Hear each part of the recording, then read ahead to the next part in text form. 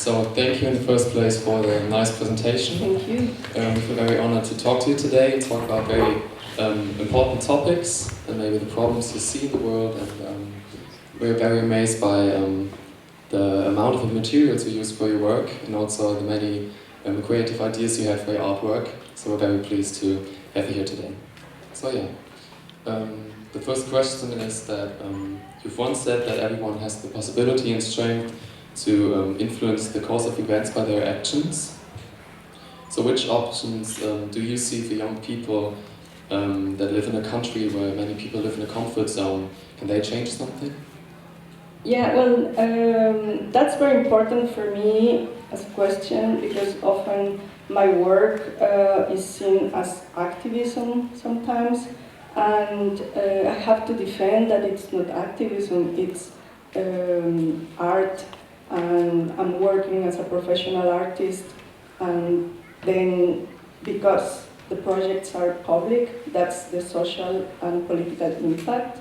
But that every person has also the agency, the power to change things. In general, the problems or the crises we're living in the world in all different ways, ecological, political, social, it's created not by single people, but all the communities, and then it's the responsibility of everybody to change that back to a positive track.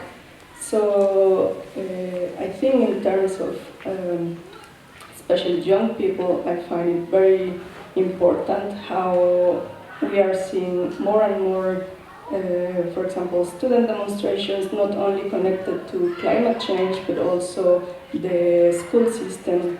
All that has been happening since a long time. No, at least I've seen them for 10 years. I think 10 years ago I was in Eindhoven and was one of the first demonstrations with very young people like you, but also surrounded by police in horses, no? Which was very, very shocking to see because I thought, okay, it's so young people, why the police presence in this situation? But it has been evolving, and I think it's very right to say that they have to be involved because it's about the future, not only of ecology or nature, but the whole society. You know? So the crisis is so advanced that we really need to generate the circumstances of the life we want to live.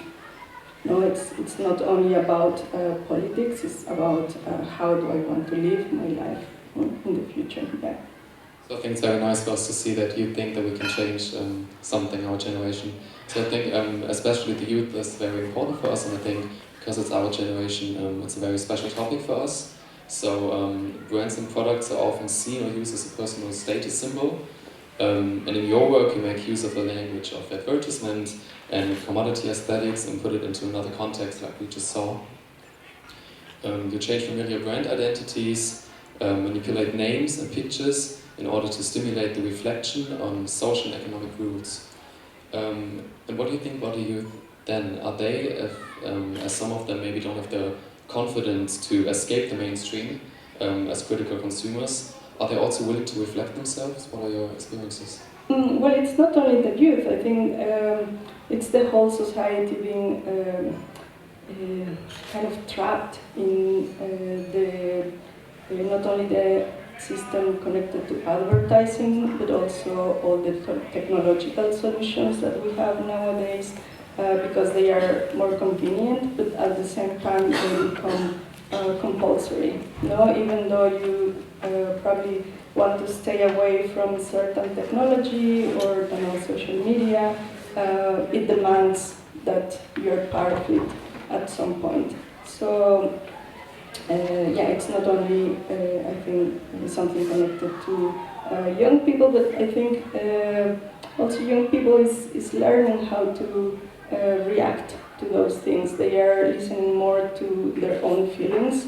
Like I know that in Europe, at least, for example, the use of Facebook is declining because people is finding it uncomfortable. No, maybe some of them feel judged and watched all the time, and that's also generating the opposite situation. No, they are saying, okay, that's not part of my life. So those kind of things, I think, are hopeful, and I see those more in the younger generation. Yeah. So we have one question for the audience. You maybe know all the trends like 0 waste or 1 year without buying new clothes or so-called handy diets. We would like to ask the audience about that one. Oh, that's interesting. Since a long time ago there was the buy nothing day, that was fun. And in general I have a lot of fun also working with graphics. I mean, that's important to say. I see that's my profession, and it's linked to exhibitions and institutional things, but at the end I have a lot of fun, and it's my way to react to these things, especially because I want them to be public. Okay, und die Frage ist jetzt, wie steht ihr zu solchen Aktionen? Würdet ihr sowas machen und wie weit lebt ihr danach? Sprich mal einen ganzen Tag nicht aufs Handy schauen, diese Handy-Diät, ein Jahr gar nichts kaufen oder anstatt Black Friday vielleicht mal Buy Nothing Day, irgendwie sowas. Würdet ihr mitmachen? Ja, wie steht ihr dazu? Oder warum würdet ihr nicht mitmachen?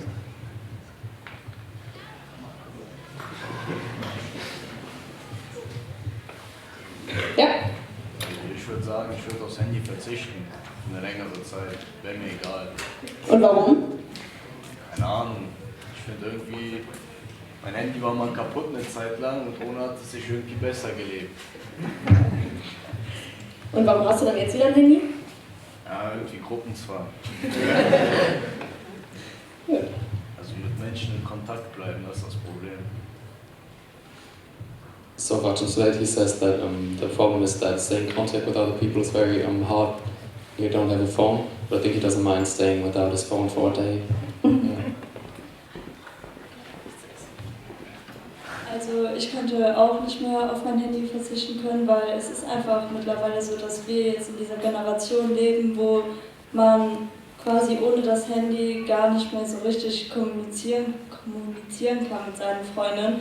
Früher war das ja so, man klingelt an der Haustür und fragt, ja, darfst du raus, aber heutzutage schreibt man sich kurz eine SMS und das ist halt einfacher. Und wenn ich jetzt kein Handy mehr hätte, denke ich nicht, dass meine Freunde sich jetzt den Weg machen würden, um jetzt mir nach Hause zu kommen, nur um mich zu fragen, ob ich Zeit hätte oder nicht. So she also sees the aspect of communicating. I think it's not even possible for us today to not communicate without to not communicate with the phone or are there any other options? Because in the past maybe you kind of just met each other, and now it's more handy to use the phone. So. Also ich würde auch auf mein Handy verzichten, aber ich denke halt, dass das heutzutage nicht nur an uns liegt, sondern auch die Gesellschaft das einem ziemlich schwer macht. Zum Beispiel hier in der Schule haben wir auch unseren digitalen Stundenplan und erfahren auch nur darüber, ob irgendwas ausfällt. Und wenn wir zum Beispiel kein Handy haben, dann wissen wir jetzt nie, haben wir jetzt Stunden, wo haben wir jetzt Unterricht oder sonst was. Das heißt, ich denke, das liegt natürlich auch an uns, weil wir sind auf eine gewisse Art und Weise natürlich abhängig davon inzwischen geworden. Aber das wird uns halt auch irgendwie schon so vorgegeben. So it's not only the aspect of each individual, it's also the aspect of the society, because here we have our digital timetable, so it isn't even possible for us to leave the phone away, because we don't know which lessons we have then. Yeah, so it's also a social thing. Yeah, where do you want to start? Sure, thanks. So you have heard of the Friday for Future movement and also mentioned something like that. It does inspire young people worldwide. But where do you see the success of this movement? Well, it connects to what I said before, and the word future is the one that is important, because we are often said that the future belongs to us when we are young. But what if the future is really not seem good? So in this case, the students being organized, it's already a big improvement. And maybe they are very young nowadays to vote, but they are the future voters. and they are the people that is going to take decisions. But I think the changes need to happen right now. So I see them very important as the coming political force, but as I said, it's the people that is building their own lives. So for me, that they are already getting organized. I even subscribed to the Telegram list of Fridays for Future in Germany, and I was impressed that in 2 days I got 2,000 messages. And of course it was impossible to follow for me, but it was interesting to see the level of dialogue and how critical were they also about their actions and all the presence in the media, or how their actions not only connect to climate change but capitalism in general. No, for me it was really surprising to see the level of discussion in the list. No? So, and it was not a discussion list, it was more general information, but yeah, it was a major surprise. So yeah, I'm very hopeful about this, this force, more than a very specific movement, no? Because it's a little bit also branded under the name Fridays for Future. I think that can become just a much larger political influence, no? And we are usually bored about the term political, but at the end it's basically it means our lives, no? How we want to live and what are we going to have in terms of the environment. Yes, that's true, and it's good to know that you're quite hopeful about it. But here's another question for the audience. Who of you attends the Fridays for Future events, and why not? Why do you think it's not that important? Or is it out of boredom? Or, well, just start an argument. Ja? Ich? Möchtest du das Mikro? Nee, ich glaube, ich kann laut genug reden. Also ich würde da nicht mitmachen, weil freitags habe ich immer Doppelstunde Mathe. Dass du dann drauf verzichtest, das wäre ja nicht so super. Okay, so he simply says that he cannot skip math class for Fridays for Future since he has like a double class of math on Fridays. So that's like his point when he's not attending these events. But wenn du keine Mathe hättest in der Doppelstunde, würdest du hingehen? Ist es für dich, ist so Fridays for Future, ist es für dich ein gutes Ding? Kann man da was bewegen? Ich denke schon. Ja, damit könnte man was bewegen. Glaubst du, bisher wurde schon was bewegt damit? Ich glaube, ja. Mit was? Weiß ich nicht. Auf jeden Fall. Es ist ja, nein, es hat sich jetzt nicht so viel verändert, aber die Message, die dahinter steckt, das hat sich ja sehr schnell sehr breit, also verbreitet, sagen wir mal so. Ja, aber so, habt ihr bisher schon irgendwie mal einen Change gesehen? Also ist schon irgendwas passiert, seit wir diese ganzen Fridays for Future Sachen machen?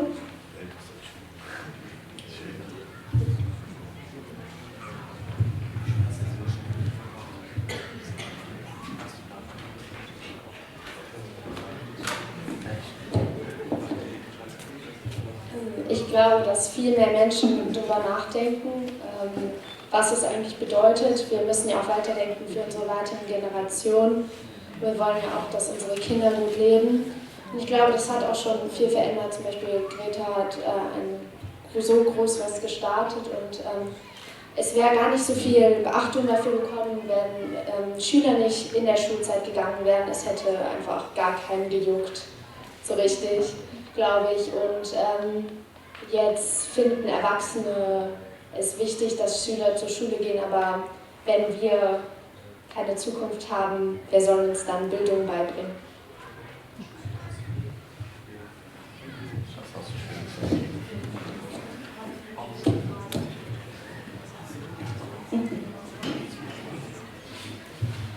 Also ich denke schon, dass es was getan hat, denn alleine schon, dass in der Politik jetzt darüber geredet wird,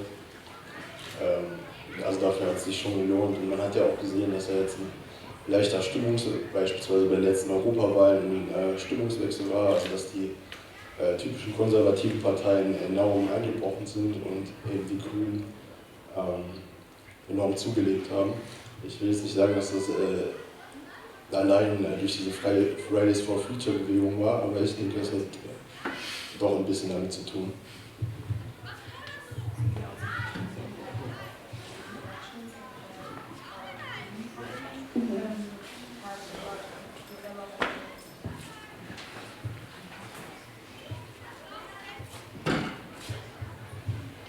Also ich denke, dass langsam klar wird, dass wir Menschen jetzt agieren müssen und es bald keine Zeit mehr bleibt für unsere Nachkommen und dass wir ein bisschen weiterdenken müssen, dass wir nicht nur das Jetzt sehen, dass wir jetzt gut leben, sondern auch, wie die anderen leben werden, weil nicht nur wir sind wichtig. Ich meine, wir kümmern uns auch und wir werden unsere Kinder lieben und wir wollen das ja auch weitergeben.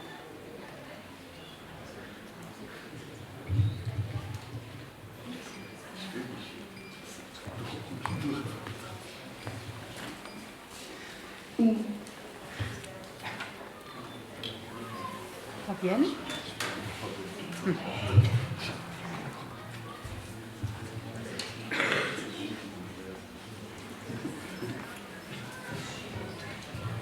We have one more question for your artwork, concerning your artwork. We talk about the Friday for Future movement, about demonstration as an artistic kind of method. Do you think that, or where do you see the difference between the impact of an artwork like you do them and kind of the protests like you did with the barcode, for example? Do you see the difference in the impact, or what do you think is more important, or maybe has more of an impact? No, I think they complement each other, and I've always seen a lot of creative elements as part of public protest. I was fascinated by the science, all the creativity, drawing or wearing something that is special from little children to adults, but I think creativity is connected to this sense of being a social person and also part of a community.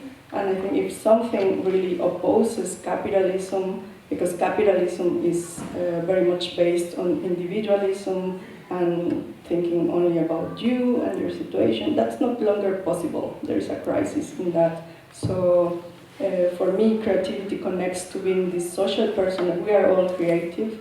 And then, of course, I do it as a professional, but everybody is creative, and everybody has the chance to generate this social impact.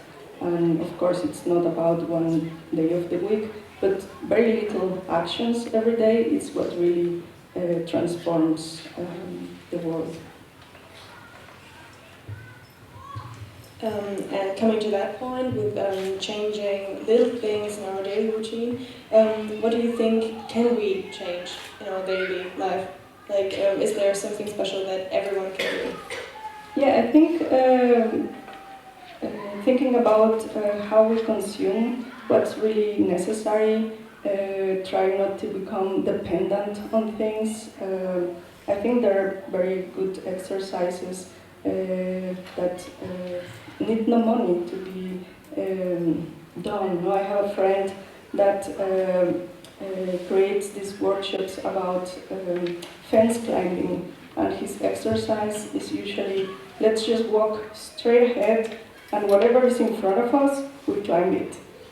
Anything. If it's a tree, if it's a building, we find a way. If it's impossible, okay, you really try to do it in different ways. If it's a low bench, it's climbing that low bench, and it really generates a sense of freedom. I think in general my work, I don't want to see it as criticism. I want to see it as finding these gaps where you can still exercise some liberty and freedom to do, and freedom to question some things.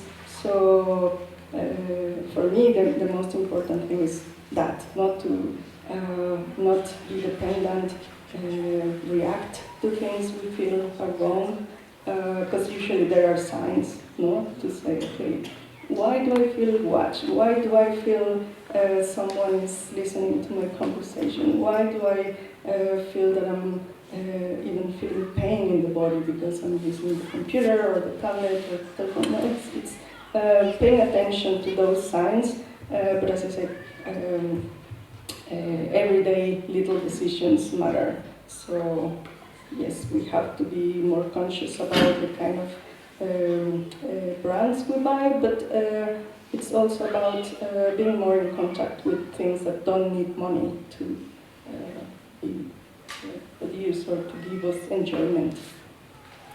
Party. Do you have another question? I would be interested in how you see the future. What would you say to us? Maybe are you very optimistic, pessimistic, maybe critical but optimistic, or critical but pessimistic? What is your kind of view on that? I see myself as a pessimist person, but I think there are a lot of possibilities to enjoy, to be consequent to what I believe. No, it's very clear that my political position is part of my work, but it means also that while I do all this research and projects, I end up meeting the best people around the world. And it's the people that somehow also is fighting to generate a better future in their daily life. No? So I meet biologists that know about the use of plastics, and I develop a project, or the people in Australia that knows about the situation about the kangaroos there. Animal rights activists, or people that is part of squads, or even hackers, and somehow I find my own community, no? And that's very enjoyable. So even though we know it's a very dark time and very difficult to think about a positive result in many situations, we are living in the way we want to live. So it's not only about building something for the future, but enjoying what we have now as a community, no? Of artists or of activists or of our own communities. So there is also a positive element in that.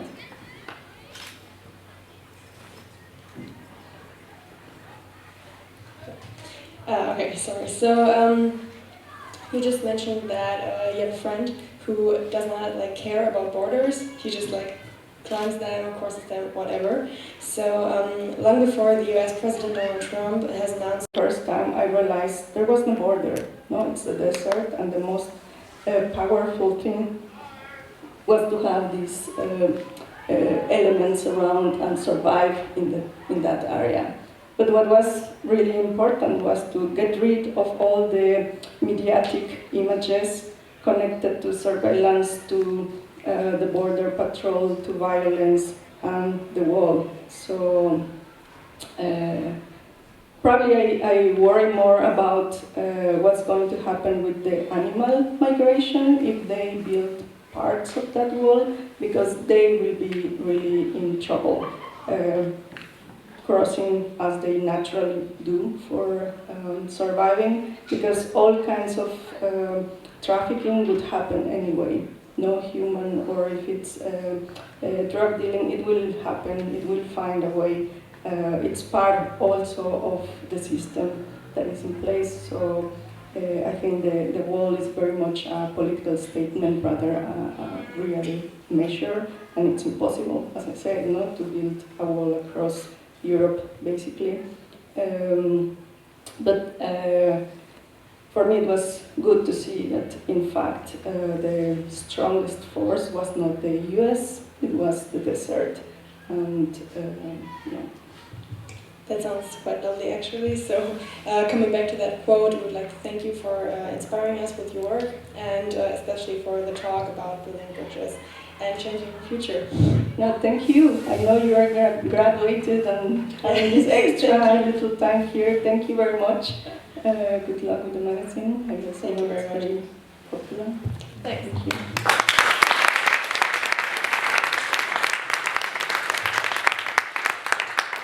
Und noch als kurzer Reminder, vom 30. August bis zum 20. September wird ihre jüngste Arbeit in einem alten Maria Hilf, also im ehemaligen HNO, in der ehemaligen HNO-Klinik von Maria Hilf ausgestellt und zu sehen sein. Ja. Hier sind auch kleine Heftchen dazu, wo auch ein kleiner Beitrag dazu drin ist. Wer Interesse hat, kann sich gerne was mitnehmen. Ja. Danke.